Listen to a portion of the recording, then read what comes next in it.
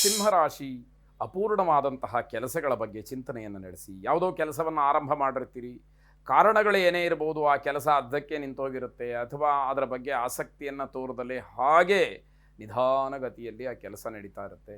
ಅಂತಹ ಕೆಲಸಕ್ಕೆ ಆದ್ಯತೆಯನ್ನು ನೀಡಿ ಆ ಕೆಲಸಕ್ಕೆ ಒಂದಷ್ಟು ಪುಷ್ಟಿಯನ್ನು ಕೊಡಿ ಅನ್ನುವಂಥದ್ದು ಮುಖ್ಯವಾಗುತ್ತೆ. ಕಮಿಷನ್ ಏಜೆಂಟ್ಸ್ಗಳಿಗೆ ಲಾಭ ಇರತಕ್ಕಂತಹ ದಿವಸ ಇದು. ವ್ಯಾವಹಾರಿಕವಾಗಿ ಅನುಕೂಲವಾಗ್ತಕ್ಕಂತಹ ಲಾಭ ಸಿಗ್ತಕ್ಕಂತಹ ದಿವಸ ಇದಾಗಿರುತ್ತೆ. ಮಾನಸಿಕವಾದಂತಹ ಭಯ ಸ್ವಲ್ಪ ಕಾಡುವಂಥದ್ದು. ಯಾವುದೇ ಕೆಲಸದಲ್ಲಿ ಯಾವುದೇ ನಿರ್ಧಾರಗಳನ್ನು ಮಾಡುವಾಗ ಮನಸ್ಸಿನ ಮೇಲೆ ಹೆಚ್ಚಿನ ಪ್ರಭಾವ ಪರಿಣಾಮ ಬೀರಿದಾಗ ಅದು ಭಯಕ್ಕೆ ಆತಂಕಕ್ಕೆ ಕಾರಣವಾಗುತ್ತೆ.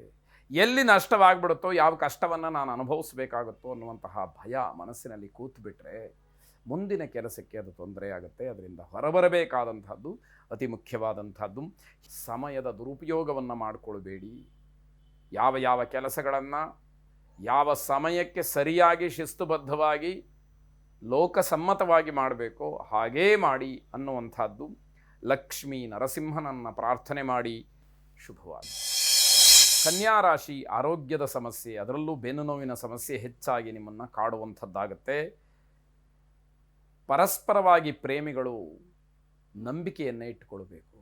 ಸಣ್ಣ ಪುಟ್ಟ ವಿಚಾರಕ್ಕೆ ಏನೋ ಅನುಮಾನ ಪಡ್ತಕ್ಕಂಥದ್ದು, ನಿಮ್ಮಲ್ಲಿ ಹುಟ್ಟಿರ್ತಕ್ಕಂತಹ ಗಾಢವಾದಂತಹ ಪ್ರೀತಿಗೆ ಭಂಗವನ್ನು ತಂದುಕೊಳ್ತಕ್ಕಂಥದ್ದು ಖಂಡಿತವಾಗಿ ಬೇಡ.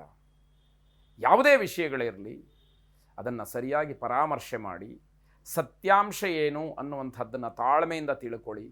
ನಂತರದಲ್ಲಿ ಮಾತುಗಳನ್ನಾಡಿ ನಿರ್ಧಾರಗಳನ್ನು ಮಾಡಿ ಅನ್ನುವಂಥದ್ದು ಸಲಹೆ.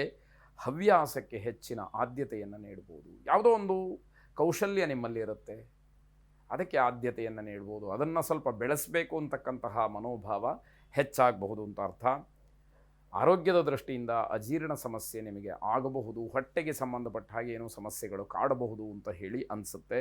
ನಿಮ್ಮ ವರ್ತನೆಯಲ್ಲಿ ಬದಲಾವಣೆ ಆಗಬೇಕು, ಅಗತ್ಯವಾಗಿ ಆಗಬೇಕಾದಂಥದ್ದು. ಮನೆಗೂ ಅಗತ್ಯ, ಸಮಾಜಕ್ಕೂ ಅಗತ್ಯ ಅನ್ನುವಂಥದ್ದು. ಕೇವಲ ಅಹಂಕಾರದಿಂದ ಅಥವಾ ಇನ್ಯಾವುದೋ ಸವಲತ್ತಿನಿಂದ ನಾನು ಎಲ್ಲವನ್ನೂ ಪಡ್ಕೊಳ್ತೀನಿ ಅಂತಕ್ಕಂತಹ ಭಾವನೆ ಇದ್ದರೆ ಖಂಡಿತವಾಗಿ ಅದನ್ನು ದೂರ ಮಾಡಿ. ಯಾವಾಗ ಅದರಿಂದ ಹೊರಬರ್ತೀರಿ ಆಗ ನಿಮಗೆ ಅನುಕೂಲದ ಒಂದು ದಾರಿ ತೆರ್ಕೊಳ್ಳುತ್ತೆ ಅಂತ ಅರ್ಥ.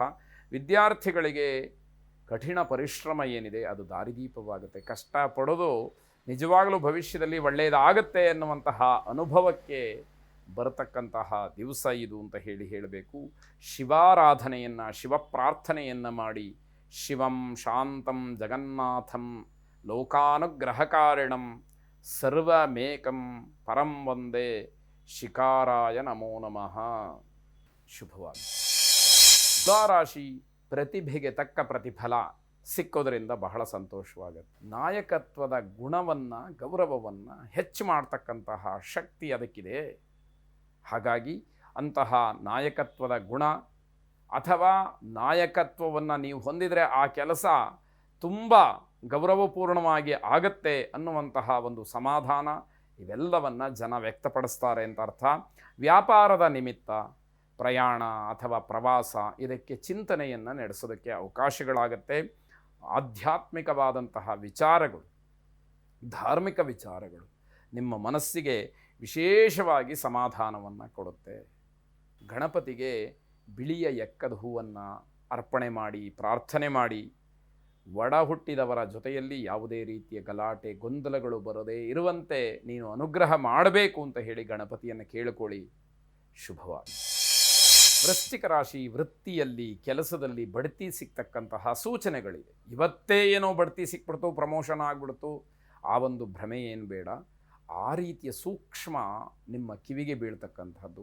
ಅದಕ್ಕೆ ಪೂರಕವಾಗಿ ನಡ್ಕೊಳ್ಳಿ. ಪೂರಕವಾದಂತಹ ಪ್ರಾಮಾಣಿಕವಾದಂತಹ ಕೆಲಸಗಳನ್ನು ಮಾಡಿ ಉತ್ತಮವಾದಂತಹ ಸ್ಥಾನಮಾನವನ್ನು ಗಳಿಸ್ಕೊಳ್ಳಿ.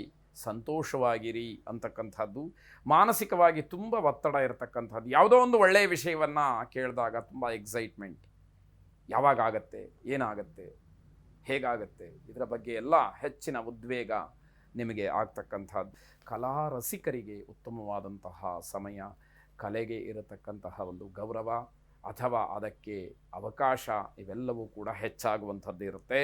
ಗಂಭೀರವಾಗಿರತಕ್ಕಂತಹ ಸಮಸ್ಯೆಗಳನ್ನು ಪರಿಹಾರ ಮಾಡಿಕೊಳ್ಳಿ. ಅದು ಕೌಟುಂಬಿಕವಾಗಿರ್ಬೋದು, ಅಥವಾ ನಿಮ್ಮ ಕೆಲಸದಲ್ಲಿರಬಹುದು, ವಿದ್ಯಾರ್ಥಿಗಳಾದರೆ ನಿಮ್ಮ ಶಿಕ್ಷಣ ಕ್ಷೇತ್ರದಲ್ಲಿರಬಹುದು.